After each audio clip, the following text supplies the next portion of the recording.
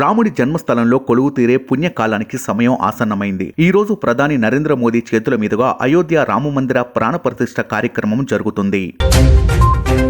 అయోధ్యలో రామాలయం ప్రారంభోత్సవానికి 7,000 మంది అతిరథ మహారథులు హాజరు కానున్నారు. ఈ నేపథ్యంలో 13,000 మందితో అయోధ్యలో పటిష్ట భద్రతను ఏర్పాటు చేశారు. పోలీస్, ఏటీఎస్ కమాండోలు, సిఆర్పీఎఫ్ దళాలు, యాంటీ డ్రోన్ జామర్లను ఏర్పాటు చేశారు. నగరంలో 10,000 సీసీటీవీ కెమెరాలను ఏర్పాటు చేశారు.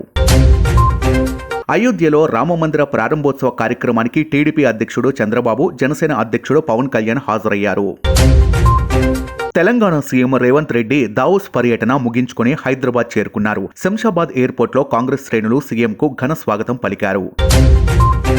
ట్విట్టర్ ఎక్స్ తన యూజర్ల కోసం కొత్త ఫీచర్ను అందుబాటులోకి తీసుకువచ్చింది. ఆండ్రాయిడ్ యూజర్లు యాప్ ద్వారా నేరుగా ఆడియో, వీడియో కాల్స్ చేసుకునే ఫెసిలిటీ కల్పించింది.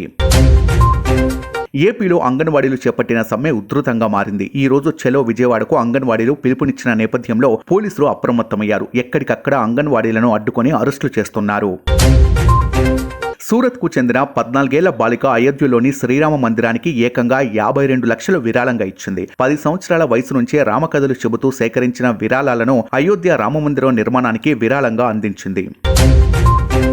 శంషాబాద్ అంతర్జాతీయ విమానాశ్రయంలో భారీ మొత్తంలో డ్రగ్స్ పట్టుబడింది. ఓ విదేశీ మహిళా ప్రయాణికురాలి నుంచి 41 కోట్ల విలువ చేసే 5.92 కిలోల హెరాయిన్ స్వాధీనం చేసుకున్నట్లు కస్టమ్స్ అధికారులు తెలిపారు. సంక్రాంతి సందర్భంగా చిన్న సినిమాగా రిలీజ్ అయిన హనుమాన్ కు 10 రోజులైనా క్రేజ్ తగ్గడం లేదు. ఈ చిత్రం 10 రోజుల్లో ప్రపంచవ్యాప్తంగా సుమారు 195 కోట్ల గ్రాస్ కలెక్షన్స్ రాబట్టింది.